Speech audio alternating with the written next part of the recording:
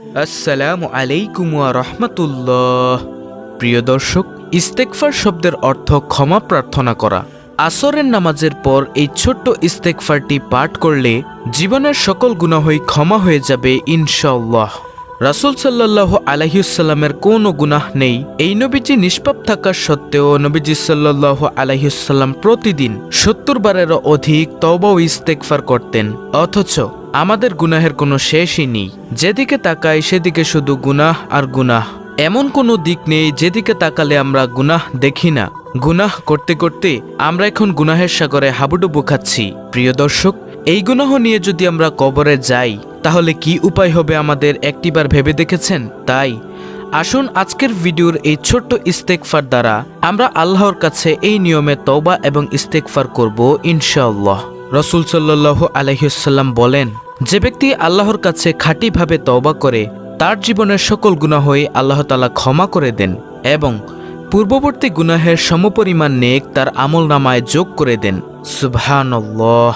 তাই আমি বিশ্বাস করি যে ব্যক্তি চায় তার গুনাহ সমূহকে ক্ষমা করাতে, যে ব্যক্তি আল্লাহ রাব্বুল আলামিনকে ভালোবাসে, যে ব্যক্তি কবরের জিন্দেগিকে ভয় করে, নবী সাল্লাল্লাহু আলাইহি ওয়াসাল্লামকে ভালোবাসে, আজকের ভিডিওটি এড়িয়ে যাবে না। অবশ্যই সম্পূর্ণ ভিডিওটি মনোযোগ সহকারে শুনবে এবং এইখান থেকে আমলটি শিখে পরবর্তীতে সেও আসরের নামাজের পর এই আমলটি করবে। আল্লাহ রাব্বুল আলামিন তার জীবনের সকল গুনাহই ক্ষমা করে দিবেন এবং পূর্ববর্তী গুনাহের সমপরিমাণ নেক তার আমলনামায় দান করবেন। সুবহানাল্লাহ। প্রিয় দর্শক, আসরের সময় আমলটি করার কথা বলছি কেন? এটা আপনাদের মনে কি প্রশ্ন জাগে? তাহলে জেনে নিন। আসরের নামাজের পর আল্লাহ রাব্বুল আলামিন দোয়া কবুল করেন। আসরের সময় আল্লাহ তাআলা দোয়া কবুল করেন। প্রিয় দর্শক, কয়েকটি সময়ে আল্লাহ তাআলা দোয়া কবুল করে থাকেন। তার মধ্যে অন্যতম সময় হচ্ছে এই আসরের সময়। আবার বৃষ্টির সময়ও আল্লাহ তাআলা দোয়া কবুল করেন। প্রিয় দর্শক, তাই আসরের নামাজের সময় এই দোয়াটি, এই ইস্তেগফার আমলটি করবেন ইনশাআল্লাহ। আজকের ভিডিওতে দুইটি পার্ট আলোচনা করব। প্রথম পার্টে আলোচনা করব ইস্তেগফারের ফজিলত, দ্বিতীয় পার্টে আলোচনা করব কোন সেই ইস্তেগফার যে ইস্তেগফার পাঠ করলে জীবনের সকল গুনাহই ক্ষমা হয়ে যাবে। তো চলুন প্রথম পার্টে আলোচনা করি ইস্তেগফারের ফজিলত সম্পর্কে। মায়ার নবী সাল্লাল্লাহু আলাইহি ওয়াসাল্লাম বলেন, হে উম্মত, তোমরা যদি ইস্তেগফার না পাঠ করতে এবং গুনাহ করতে এবং আল্লাহর কাছে ক্ষমা না চাইতে, তাহলে আল্লাহ তাআলা এই দুনিয়াতে এমন একদল জাতি প্রেরণ করত যারা গুনাহ করত এবং সাথে সাথে মহান মালিকের দরবারে ক্ষমাও চাইত। প্রিয় দর্শক, আল্লাহ তাআলা ক্ষমা করতে অনেক ভালোবাসে। বান্দা ভালোবাসে গুনাহের কাজ করতে আর আল্লাহ তাআলা ভালোবাসে সেই গুনাহ ক্ষমা করে দিতে। সুবহানাল্লাহ। হযরত আলী রাদিয়াল্লাহু তাআলা আনহুর নিকট এক ব্যক্তি প্রশ্ন করলেন ওই ব্যক্তি সম্পর্কে যে ব্যক্তি গুনাহ করে আবার তওবাও করে, আবার গুনাহ করে আবার তওবা করে। এরকম আমরাও কিন্তু করি, গুনাহ করে আবার তওবা করে। তখন সে ব্যক্তি জিজ্ঞাসা করল, হে আলী, ওই ব্যক্তির কি হবে? তখন আলী রাদিয়াল্লাহু তাআলা আনহু বলেন, সে ব্যক্তির উচিত সারাক্ষণ শুধু তওবা করতে থাকা, কারণ এক সময়ের তওবা যদি আল্লাহ তাআলা কবুল করে নেয় অবশ্যই তার জীবনের সকল গুনাহই ক্ষমা হয়ে যাবে। বেশি বেশি তওবা করলে শয়তান পলায়ন করে থাকে। আল্লাহু আকবার।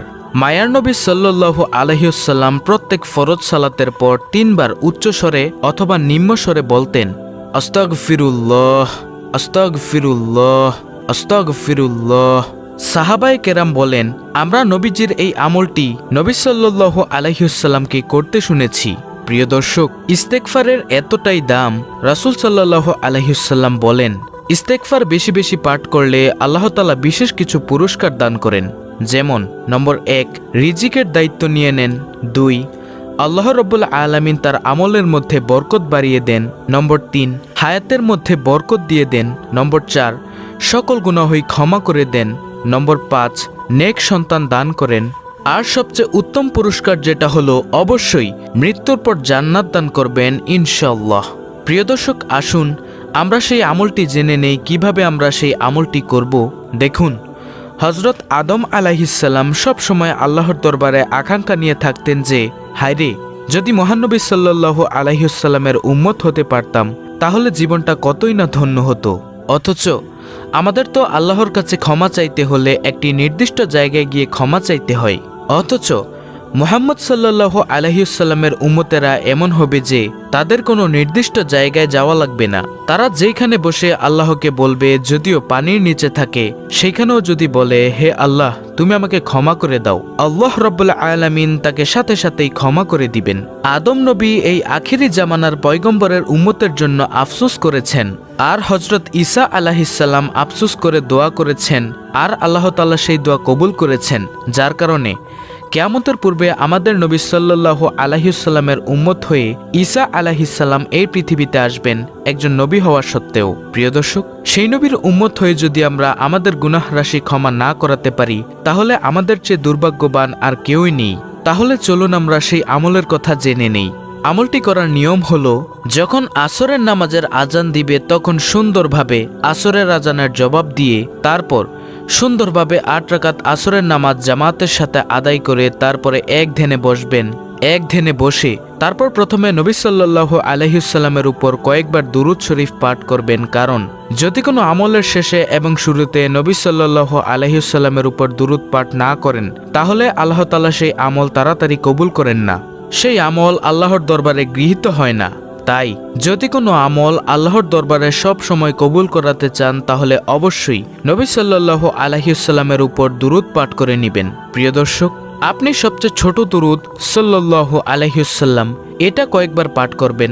তারপর আপনি একটি ইস্তেগফার পাঠ করবেন, সেটা হলো রব্বানা যালামনা আনফুসানা ওয়া ইল্লাম তাগফির লানা ওয়া তারহামনা লানাকুনান্না মিনাল খাসিরিন। অর্থাৎ, হে আমাদের পালনকর্তা, আমরা নিজেদের প্রতি অন্যায় করেছি, তুমি যদি আমাদেরকে ক্ষমা না করো, আমাদের প্রতি করুণা না করো, তবে আমরা ক্ষতিগ্রস্তদের অন্তর্ভুক্ত হয়ে যাব। যেই ইস্তেগফারটি হলো একটি কোরআনের আয়াত। এটা কিন্তু হযরত আদম আলাইহিসসালাম পাঠ করেছিলেন আল্লাহর দরবারে। এই ইস্তেগফার কয়েকবার পাঠ করার পর আবার নবী সাল্লাল্লাহু আলাইহি ওয়াসাল্লামের উপর দুরূদ পাঠ করে এইবার জীবনের সকল গুনাহের জন্য আল্লাহর কাছে ক্ষমা চাইবেন। ইনশাআল্লাহ নবীজি বলেন, যে ব্যক্তি আল্লাহর দরবারে খালেস নিয়তে ইখলাসের সাথে তওবার মতো তওবা করতে পারে, আল্লাহ রাব্বুল আলামিন তার জীবনের সকল গুনাহই ক্ষমা করে দেন এবং পূর্ববর্তী গুনাহের সমপরিমাণ নেক তার আমলনামায় যোগ করে দেন। প্রিয় দর্শক, আল্লাহ রাব্বুল আলামিন তো সব সময় আমাদের দিকে তাকিয়ে থাকেন। কখন আমার বান্দা অথবা বান্দি একটিবারের জন্য বলবে, হে দয়ার মাবুদ তুমি আমাকে ক্ষমা করে দাও, আল্লাহ তাআলা সব সময় তাকিয়ে থাকেন। আল্লাহকে যদি আমরা একটিবার ডাক দেই, হে আল্লাহ, আল্লাহ তাআলা সেই ডাকে সাড়া দেন। কতবার সেই ডাকে সাড়া দেন প্রিয় দর্শক আপনি জানেন? সেই ডাকে সাড়া দেন আল্লাহ তাআলা 70 বার। আল্লাহু আকবার। অথচ আমরা একবার আল্লাহকে ডাক দিই না। তাই আমরা যখনই গুনাহ করে ফেলবো, সাথে সাথে আল্লাহর দরবারে খালেস নিয়তে তওবার মতো তওবা করব ইনশাআল্লাহ। তওবার মতো তওবা করলে জীবনে আল্লাহ তাআলা অনেক কিছু দান করবেন এবং মৃত্যুর পর অবশ্যই সবচেয়ে শ্রেষ্ঠ পুরস্কার জান্নাতুল ফেরদৌস দান করবেন ইনশাআল্লাহ। তাই প্রিয় দর্শক, যদি জান্নাতের উচ্চ মাকাম পেতে চান, আল্লাহর ভালোবাসা পেতে চান, অবশ্যই এই তওবা করবেন জীবনে একবার হলেও এবং খাঁটি তওবা করবেন।